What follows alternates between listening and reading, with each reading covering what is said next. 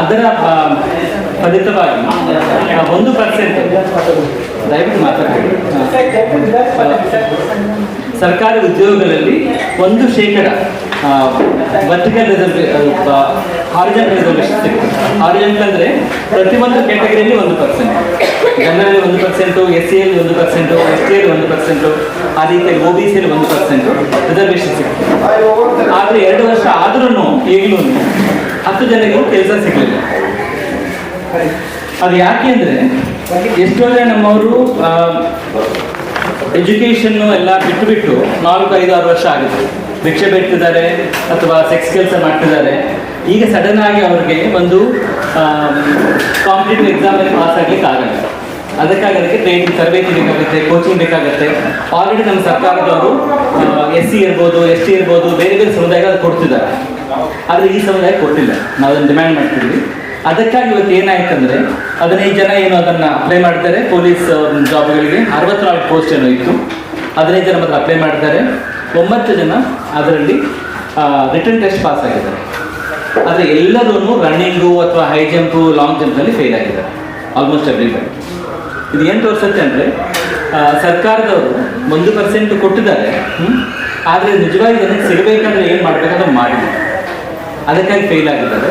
ಅದಕ್ಕಾಗಿ ನಾವು ಡಿಮ್ಯಾಂಡ್ ಮಾಡ್ತಿದ್ವಿ. ಮೇಯ್ನಾಗಿ ಲಕ್ಷ್ಮೀ ಹೆಬ್ಬಾಳ್ಕರ್ ಯಾರಾದರೂ ನಮ್ಮ ಸಚಿವರಾಗಿದ್ದಾರೆ ಮಹಿಳಾ ಮತ್ತು ಮಕ್ಕಳ ಅಭಿವೃದ್ಧಿ ಇಲಾಖೆಗೆ, ಅದು ನೋಡಲ್ ಇಲಾಖೆ ಆಗಿದೆ ಲಿಂಗತ್ವ ಅಲ್ಪಸಂಖ್ಯಾತರಿಗೆ. ಅವ್ರಿಗೆ ಡಿಮ್ಯಾಂಡ್ ಮಾಡ್ತಿದ್ವಿ, ದಯವಿಟ್ಟು ಈ ಜನ ಯಾರಿದ್ದಾರೆ 9 ಜನ, ಇವರಿಗೆ ಕೋಚಿಂಗು ಟ್ರೈನಿಂಗ್ ಕೊಡಿಸ್ಬಿಟ್ಟು ಎಕ್ಸಾಮಿನೇಷನ್ ಆಗಬೇಕು ಅಂತ ನಾವು ಡಿಮ್ಯಾಂಡ್ ಮಾಡ್ತೀವಿ. ಅದೇ ರೀತಿಯಲ್ಲಿ 60 ಪೋಸ್ಟ್ ಇದ್ದರೆ 15 ಜನ ಅಪ್ಲೈ ಮಾಡ್ತಾರೆ. ಈ ರೀತಿ ಇರುವಾಗ ಅದು ಏನಾಗಿದೆ ಅಂದರೆ ಎಷ್ಟೋ ಜನಕ್ಕೆ ಏಜ್ ಬಾರ್ ಆಗಿದೆ. ಈ ಅವಕಾಶ ಸಿಕ್ಕ 2 ವರ್ಷ ಮಾತ್ರ, ಅದರಿಂದ ಒಂದು 5 ವರ್ಷ ರಿಲ್ಯಾಕ್ಸೇಷನ್ ಕೊಡಿ ಅಂತ ಕೇಳ್ತಿದ್ವಿ. ಬೇರೆ ಬೇರೆ ಸಮುದಾಯಕ್ಕೆ ರಿಲ್ಯಾಕ್ಸೇಷನ್ ಆಲ್ರೆಡಿ ಇದೆ. ಅದೇ ರೀತಿಯಲ್ಲಿ ಈ ವಯೋಮಿತಿಯಲ್ಲಿ ಒಂದು 5 ವರ್ಷ ರಿಲ್ಯಾಕ್ಸೇಷನ್ ಕೊಡಿ. ಓಕೆ, ಮತ್ತು ಸ್ಪೆಷಲ್ ಡ್ರೈವ್ ಮಾಡಿ ಇದಕ್ಕಾಗಿ ಅಂತ. ಸ್ಪೆಷಲ್ ಡ್ರೈವ್ ಮಾಡ್ತಾರೆ. ಅಂಗವಿಕಲರು ಇರ್ಬೋದು, SC ಇರ್ಬೋದು, ST ಇರ್ಬೋದು, ಪೋಸ್ಟ್ ಫಿಲಪ್ ಮಾಡೋಕ್ಕೆ ಸ್ಪೆಷಲ್ ಡ್ರೈವ್ಸ್ ಮಾಡ್ತಾರೆ. ಅದೇ ಸ್ಪೆಷಲ್ ಡ್ರೈವ್ ಮಾಡಿಬಿಟ್ಟು ವಾಪಸ್ ಜನ ಆಯ್ಕೆ ಆಗಲಿ ಅಂತ ನಾವು ಡಿಮ್ಯಾಂಡ್ ಮಾಡ್ತೀವಿ.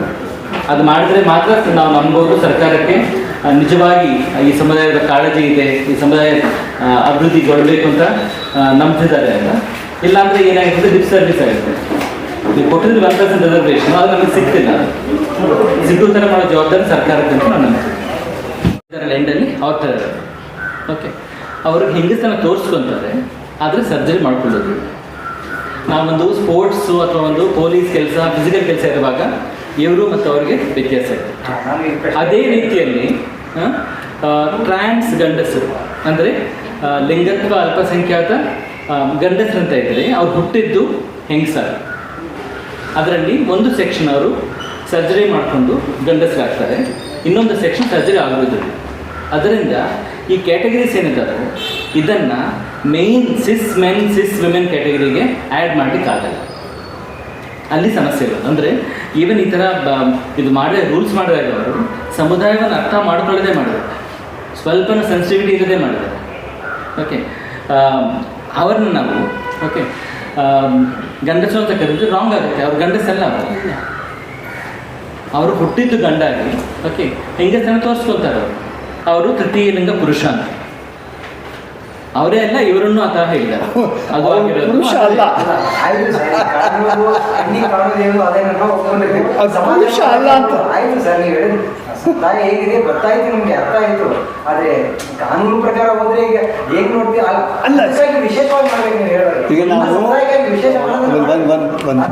ನಮ್ಮ ಹೆಸರು ತೇಂದ್ರಪ್ಪ, ಯಾದಗಿರಿ ಡಿಸ್ಟಿಕ್ಕು. ನಾನು ಡಿ ಆರ್ ಮತ್ತು CR ಅಪ್ಲಿಕೇಶನ್ ಹಾಕಿದ್ದೆ. ನಮ್ಮದು ರನ್ನಿಂಗ್ದಲ್ಲಿ ಫೇಲ್ ಆಯಿತು. I2 ಮತ್ತು S2 ಬಂದಿತ್ತು. ಅದರ ಕರ್ನಾಟಕದಲ್ಲಿ 14 ಜನ ಎಕ್ಸಾಮಲ್ಲಿ ಪಾಸ್ ಆಗಿದ್ದೀವಿ. ಮತ್ತು ಮರುಪರೀಕ್ಷೆ ಮಾಡ್ಬೇಕಂತ ಹೇಳ್ತೀವಿ. ಹಂಗಾಗಿ ಮತ್ತು ಏಜು ಹೆಚ್ಚಿಗೆ ಆಗಿದ್ದೀವಿ. ನಮ್ಮ ಎಲ್ಲರಿಗೆ ಸಪೋರ್ಟ್ ಮಾಡಬೇಕಂತ ನಮ್ಮದು ಮನವಿ ಇದೆ. ಹಂಗಾಗಿ ಇಷ್ಟು ಇಷ್ಟಪಟ್ಟು ಬಂದು ಏನಂದರೆ ಮುಖ್ಯವಾಗಿ ಪ್ಯಾಂಟ್ ಶರ್ಟ್ ಸಮುದಾಯದ ನಮ್ಮ ಟ್ರಾನ್ಸ್ಜೆಂಡರ್ಸ್ಗಳು ತುಂಬ ಹಿಡನ್ ಆಗಿರ್ತಾರೆ. ಒಂದು ಕೌಟುಂಬಿಕ ವ್ಯವಸ್ಥೆಯಲ್ಲಿ ಆ ರೀತಿ ಇರೋದ್ರಿಂದ ಭಯದ ವಾತಾವರಣದಲ್ಲಿ ಹಾಗೆ ಸಾಮಾಜಿಕವಾಗಿಯೂ ಅವ್ರು ಹೆದರ್ತಾನೆ ಅವರು ತಮ್ಮ ಗುರುತುವಿಕೆಯನ್ನು ಹೇಳ್ಕೊಳ್ಳಿಕ್ಕೆ ತುಂಬ ನೋವು ಪಡ್ಕೊಳ್ತಾರೆ. ಮುಖ್ಯವಾಗಿ ಈವನ್ಸು ಟ್ರಾನ್ಸ್ಜೆಂಡರ್ಗಳು ನಾವು ಓಪನ್ ಆಗಿ ಮಾತಾಡ್ಬಿಡ್ತೀವಿ, ಸರ್ಕಾರದ ವ್ಯವಸ್ಥೆಗಳ ಬಗ್ಗೆ ಮಾತಾಡ್ತೀವಿ. ಈ ಕರ್ನಾಟಕ ರಾಜ್ಯದಲ್ಲಿ 2024 ಪೊಲೀಸ್ ಇಲಾಖೆಯಲ್ಲಿ ಎಕ್ಸಾಮ್ ಬರೆದಿರ್ತಕ್ಕಂಥ ನಮ್ಮ ಕರ್ನಾಟಕದ 14 ನಮ್ಮ ಲಿಂಗತ್ವ ಅಲ್ಪಸಂಖ್ಯಾತರು ಲಿಖಿತ ಪರೀಕ್ಷೆಯಲ್ಲಿ ಉತ್ತೀರ್ಣರಾಗ್ತಾರೆ. ದೈಹಿಕ ಪರೀಕ್ಷೆಯಲ್ಲಿ ಅವರು ಅನುತ್ತೀರ್ಣ ಯಾಕೆ ಆಗ್ತಾರಂದರೆ ಉದ್ದೇಶ ಇಷ್ಟೇ, ಅವರಿಗೆ ಪುರುಷರ ಹಾಗೆ ಈಕ್ವಲ್ ಆಗಿ ಅವರಿಗೆ ಕಾಂಪಿಟೇಟಿವ್ ಕೊಟ್ಟರೆ ಸದೃಢವಾಗಿರ್ತಕ್ಕಂಥ ಸದೃಢವಾಗಿರ್ತಕ್ಕಂಥ ಪುರುಷರು ಈಕ್ವಲ್ ಆಗಿ ಇವರಿಗೆ ಯಾವ ಗೇಮ್ಗಳನ್ನು ಪ್ಲೇ ಮಾಡೋಕ್ಕಾಗಲ್ಲ. ಒಂದನೇದು. ಸೆಕೆಂಡ್ ಒನ್ನು, ಇವರಿಗೆ ಕೋಚಿಂಗ್ ತರಬೇತಿಗಳು ಇರೋದಿಲ್ಲ, ಹಾಗೆ ಟ್ರೈನಿಂಗ್ಗಳು ಇರೋದಿಲ್ಲ. ಒಂದನೇದು. ಎರಡನೇದು ಬಂದು ಇವರಿಗೆ ಪೌಷ್ಟಿಕಾಂಶದ ಒಂದು ಕೊರತೆ ಇರುತ್ತೆ ಮೇಡಮ್, ಮಾನಸಿಕ ಖಿನ್ನತೆ ಇರೋದ್ರಿಂದ. ಹಾಗಿರ್ತಕ್ಕಂಥ ಒಂದು ವ್ಯವಸ್ಥೆಗಳಲ್ಲಿ ಸಡಿಲಿಕೆ ಆಗಬೇಕು. ಇವತ್ತು ಘನತೆ ಗೌರವದಿಂದ ಬದುಕಿ ಅಂತ ಹೇಳ್ತಕ್ಕಂಥ ಎಷ್ಟೋ ನಮ್ಮ ವ್ಯವಸ್ಥೆಗಳು ಈ 1% ಮೀಸಲಾತಿಯಲ್ಲಿ ಉದ್ಯೋಗನ ಕೊಟ್ಟು ಇನ್ನೊಂದು ಕಡೆ ಕಿತ್ಕೊಳ್ತಕ್ಕಂಥ ಕೆಲಸ ಮಾಡ್ತಾ ಇದ್ದಾರೆ. ಇದು ತುಂಬ ಲಿಂಗತ್ವ ಅಲ್ಪಸಂಖ್ಯಾತರಿಗೆ ಒಂದು ಇದು ಅಪಮಾನ ಅಂತ ಹೇಳ್ಬೋದು. ಮುಖ್ಯವಾಗಿ ಪೊಲೀಸ್ ನೇಮಕಾತಿ ನೋಟಿಫಿಕೇಷನಲ್ಲಿ ಸೂಕ್ಷ್ಮ ಅಂಶಗಳನ್ನು ಗಣನೆಗೆ ತಗೊಳ್ಬೇಕು, ಹಾಗೆ ಅವರಿಗೆ ಅರಿವು ಕಾರ್ಯಕ್ರಮಗಳಾಗಬೇಕು ಅನ್ನೋದೇ ನನ್ನ ಉದ್ದೇಶ.